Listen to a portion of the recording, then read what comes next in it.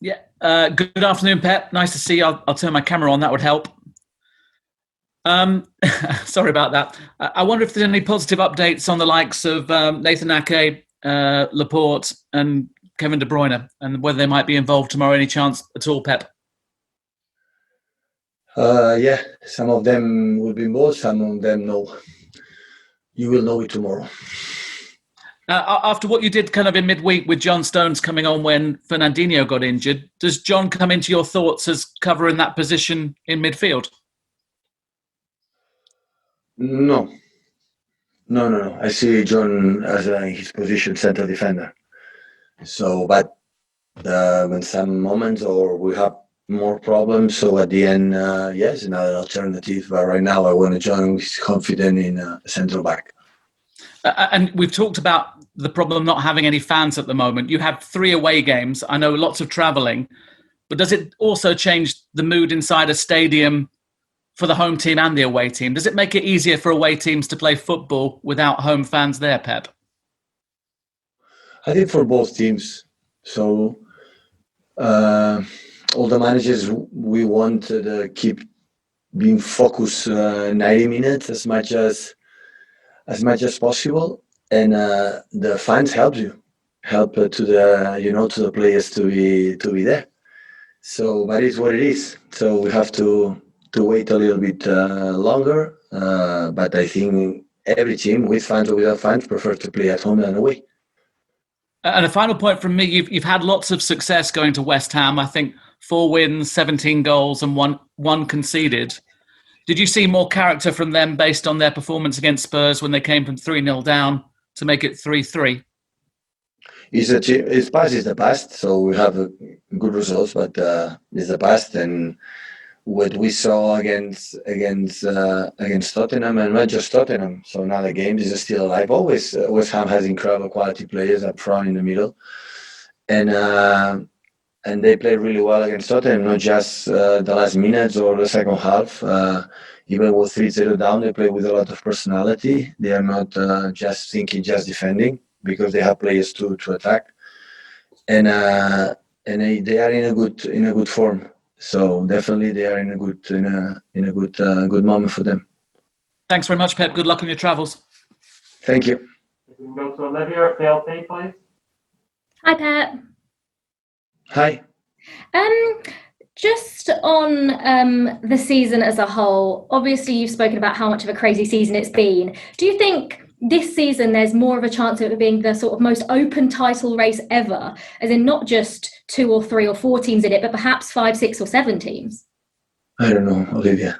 It's too early to know. It looks like because there are results that are expected, but it's, I think, for the situation we live all around the world, not just in this bubble, in our training center. So in our normal life, private lives, you cannot go out as usual before, and the restaurants is a problem, and I think everybody take an influence a little bit in the game. So, but it's too early. We have 4 games. Yeah, we play 4 or 5 games, so it's not much.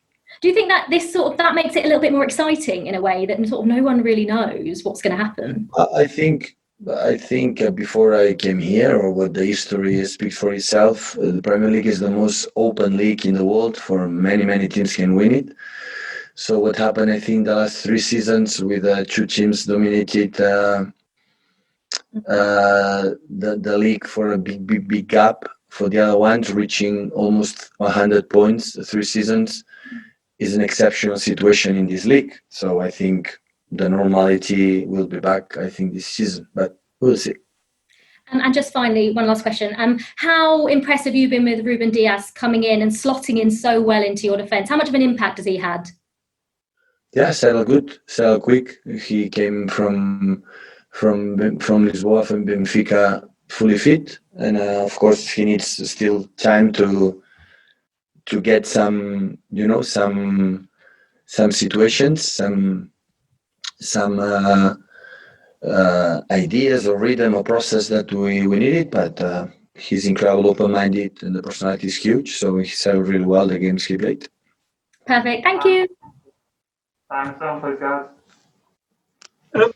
Pep, do you manage your squad through this? Do you just have to pick one team at a time and not look too far ahead, or can you work out where you can give a player a break because there's no let up in the intensity of the games that you're playing?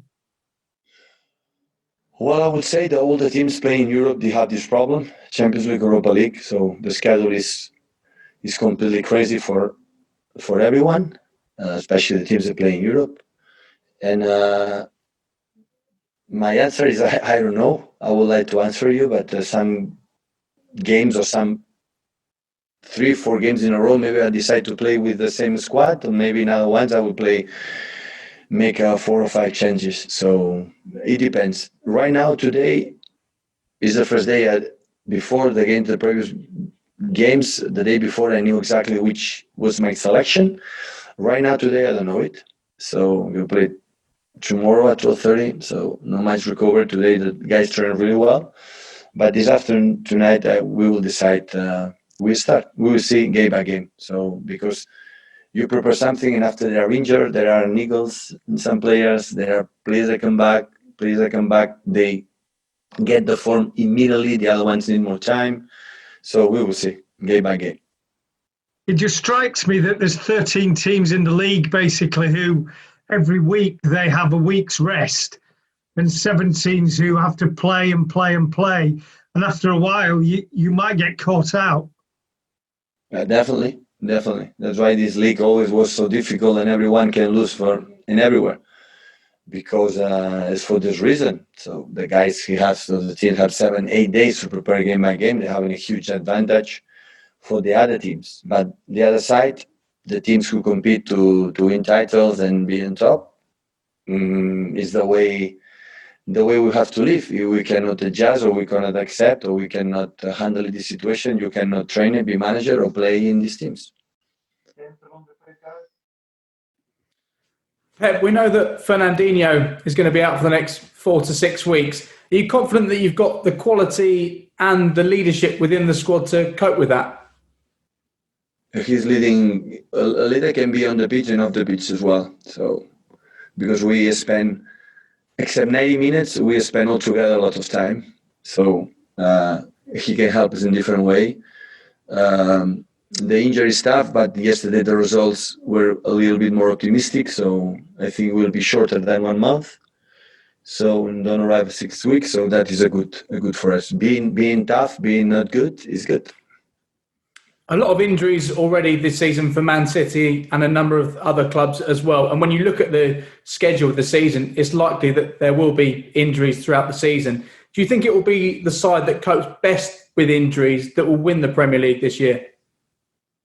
Yeah, it's important. When you have all the squad, you have more chances to win games, of course. But doing as much we can, and we do it. So it's difficult to sometimes control it, because I hear it and new competitions in Europe, and they want to create new things, and always the same. So just 2-3 weeks a year to rest for the players. This is the crazy situation for all of them. Matt Nenny, please, guys. Hi, Pep. Hope you're well.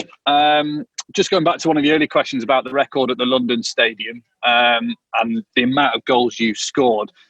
But that also spreads into the Premier League. It's been a very crazy year. Have the players said anything to you? Have you watched their psychology? What is the psychology behind why there's so many goals in the Premier League this year? I don't know.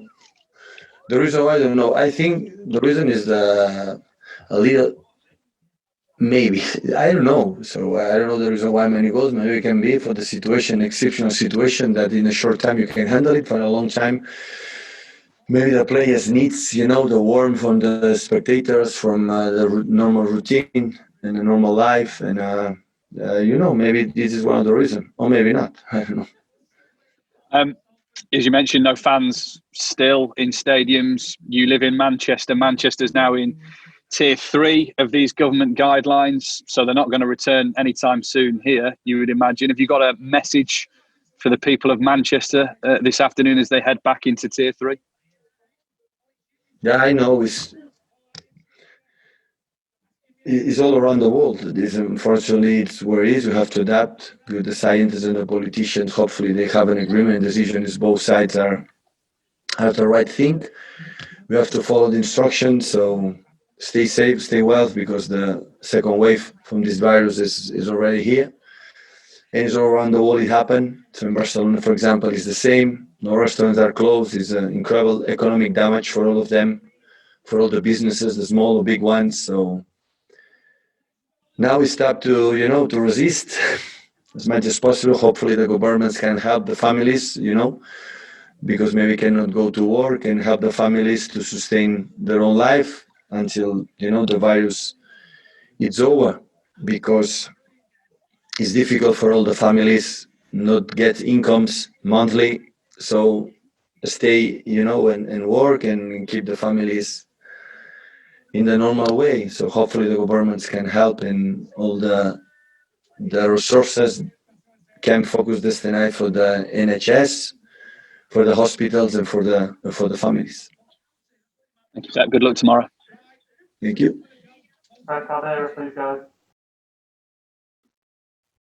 Hi, Pep. Just a quick one on me. Do you have an idea when Gabriel is coming back on the training pitch?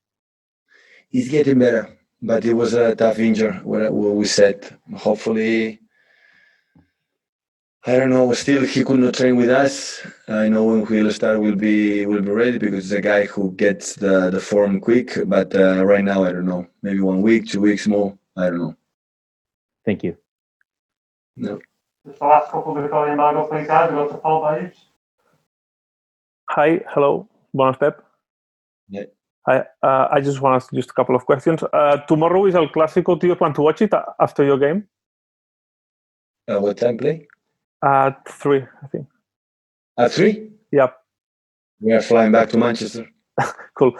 And just to some football fans, it can be surprising probably to see this game with two teams that are probably less dominant in terms of their performances of what they used to be in the last decade.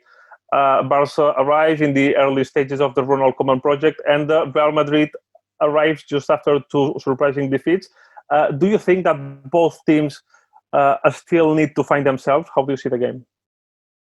Normally, at the beginning of the season, the big clubs always maybe struggle a little bit, but they will get their own rhythm, their own path, and I think sooner than later, both teams, they will be winning games in a row and come back in the normal positions that every season they are in all competitions. So after that, in knockout games, in one game, everything can happen, but normally, like you are not breaking the season. So finish the season, after 2 weeks you start another one, and for the big clubs, when it's so demanding in every season to fight for all the titles, and sometimes need a little bit, time to get everything, especially with Barcelona with Ronald, that being new needs a little bit more time, but